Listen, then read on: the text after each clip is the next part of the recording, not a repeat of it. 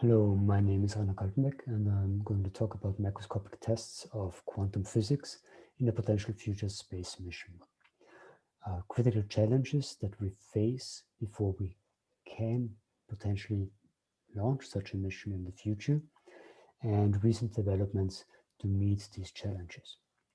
But let me first talk about the scientific motivation behind such experiments.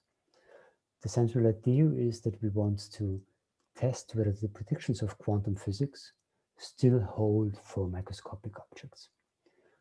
We know that the predictions of quantum physics hold very well for microscopic particles like atoms, electrons, neutrons, and with these particles we can, for example, perform double-slit interferometry as is indicated here. So you have a double slit, you have a source of particles, and then here you have a detector, and the particle that is emitted from the source can reach the detector via two possible paths. And because you have a quantum superposition, you can observe, or you will observe, matter wave interferometry back here. And now the question is, can we observe such quantum superpositions and matter wave interferometry even with macroscopic objects like Schrödinger's cat? Or will we see deviations from the predictions of quantum physics as we go to larger masses and larger objects? For example, due to the collapse of the wave function that is proposed by some scientists to induce a transition from the quantum world in the macroscopic to the classical world as we know it in the macroscopic machine. Or will we see deviations from the predictions of quantum physics due to effects of gravity or due to some new physical effects, for example, quantum gravity?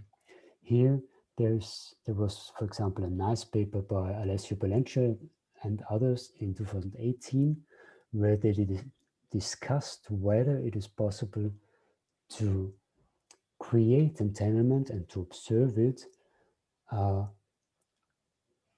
by having only gravitational interaction between a massive test particle here and another test particle over here.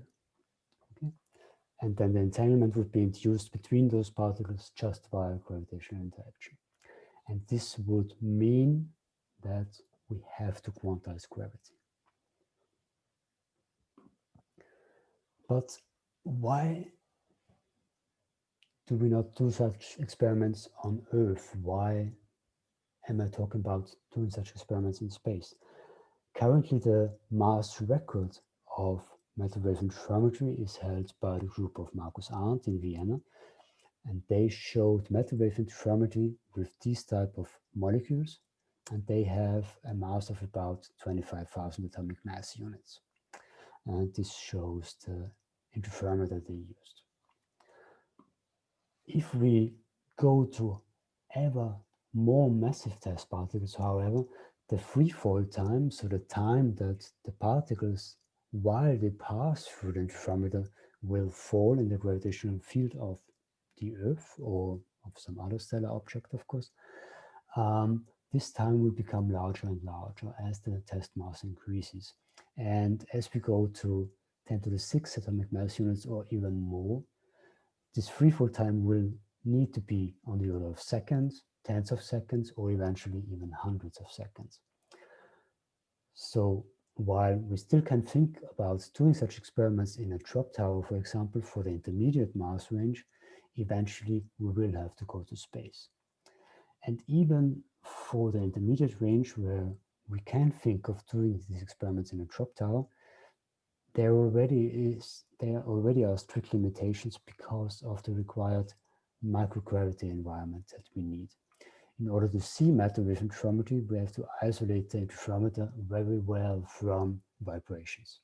And for the test masses that we have in mind, we need an isolation on the nano-G level or even better.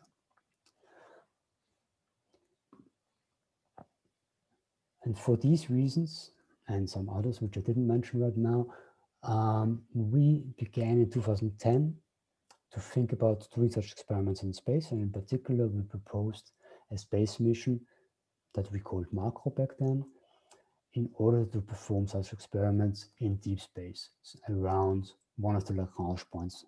In the Sun-Earth system, for example, here we have a picture illustrating the spacecraft around Lagrange point L1, for example. And the idea of the experiments that we wanted to do was, on the one hand, to observe wave function expansion, and on the other hand, to observe matter wave interferometry. In the case of wave function expansion, the idea is that you first optically trap a particle, cool its center of mass motion close to the quantum ground state, and then let the particle drop, and the wave function will expand. And after a time, you measure the position of the particle again, and you repeat that many times. And when you look at the distribution of measurement results in the end, you can estimate what the width of the wave function was at this particular time.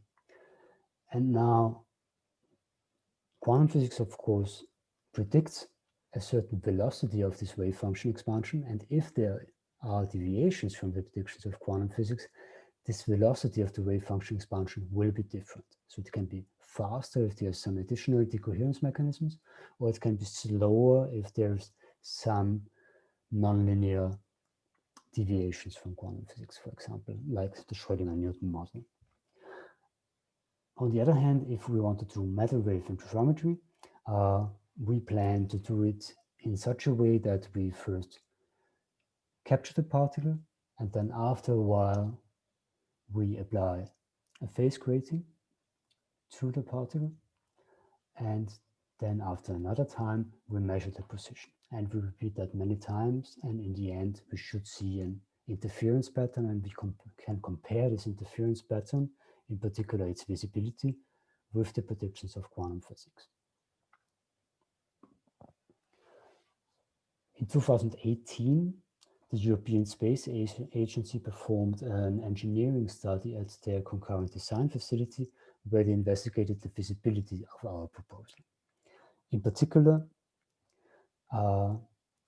the solutions they came up with were, for example, that the payload would not be on an optical bench that is open to deep space, as we had originally planned, in order to achieve the vacuum that we require, and in order to achieve the cryogenic temperatures that we require by outgassing and radiating to deep space.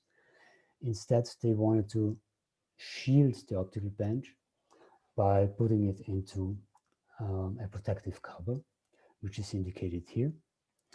And then, in order to achieve the necessary vacuum that we require, which is on the order of 10 to the minus 15 millibar, they proposed to use a combination of a getter film and baking the optical bench, of course, and venting outgas particles directly to deep space. And in order to achieve the cryogenic temperatures that we need, they proposed to have a combination of a V-groove structure for passive cooling to deep space, in combination with additional active cooling via a hydrogen sorption cooler to achieve the 20 Kelvin cryogenic temperature that we need for our experiments. And here you can see an improved version of the optical bench that we designed for our experiments. The particle is to be trapped here inside a hyphenous optical cavity, and then the phase grating would be applied here, and also the matter wave interference would occur along this direction. You can see the full final report of this ESA study at this web address, at this homepage. And I mentioned QPPF a few times already. So QPPF is short for Quantum Physics Platform, which was the title for this CDF study. The orbit of the mission, as we investigated it with ESA, was chosen to be around the Lagrange point L2 of the Sun-Earth system, which turned out to be optimal. And in order to come to this orbit, the idea was to launch directly with an Ariane 6 rocket. However, once we are at this orbit, we cannot stabilize this orbit continuously via micropropulsion, because during the data acquisition, the noise of the micropropulsion systems is too high in order for us to actually observe the matter wave interferometry that we would like to see. And for that reason, during the science mode, when we actually take data, the idea is that the spacecraft will be freely floating in space, and at some time intervals, that micropropulsion will be turned on to stabilize the spacecraft and to perform station keeping, of course. And during the time, there will also be the communication with Earth to transmit data and to receive commands, etc. One of the important results of the CDF study was that we identified 3 critical issues that we have to address before we can eventually launch such a space mission. One of these critical issues was to achieve the pressure that we need for our experiments, which is, as I mentioned, on the order of 10 to the minus 15 millibar. And the European Space Agency said that they believe that the best we can achieve in the foreseeable future, at least, is probably on the order of 10 to the minus 13 millibar. And this higher pressure, of course, has implications then on how long can we leave our particle float before it actually collides with gas particles, which then destroy our quantum state. And this then has implications on the science of objectives. And so one of the critical issues is to address this. So can we achieve longer freefall times by reducing the pressure? Or can we find a way how to deal with higher pressures possibly and still get reasonable data out of these experiments? The second critical issue was that in order to see the matter wave interference that we want to see, we have to let our particle interact with a standing wave grating. And for the high masses that we want to use for our tests, the particle size is comparable with the light in this standing wave grating. And for that reason, each single scattered photon could locate our particle and therefore destroy our quantum superposition. So we have to find a better way to prepare these quantum superposition states or to deal with the scattering process. And in this respect, we published a paper in 2019 where we developed a better theoretical description of how such phase gratings act on our particles, even in the Mie regime, and when we have significant amount of scattering.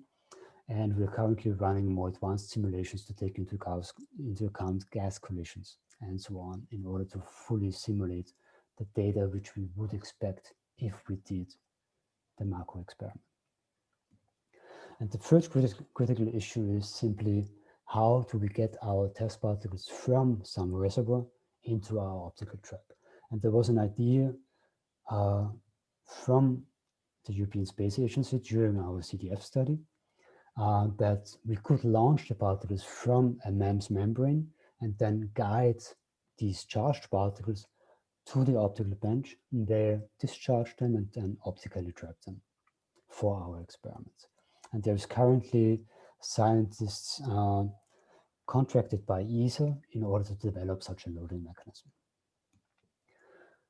Another important recent development is that the group of Markus Aspelmeier, in particular Uro Sterlic and others, demonstrated the cooling of an optically trapped particle down to the quantum ground state for the first time. They achieved that by optically trapping the particle with an optical tweezer and then performing cooling via coherent scattering into a hyphenized cavity, as is indicated here. Another less spectacular but still important result was that we achieved the adhesive bonding of a prototype of the MAQRO cavity in my lab. And with this I want to conclude. You saw that we made some progress in achieving the critical issues that we have to address in order to launch this mission. And of course, there is also some technical progress. And in the future, we want to perform freefall tests, to think of better ways to prepare our quantum states, and also to optimize how we acquire our data and to compare it with the predictions of quantum physics. And with this, I want to thank you. And if someone of you is interested to join me as a postdoc to investigate this more closely, please contact me. Thank you.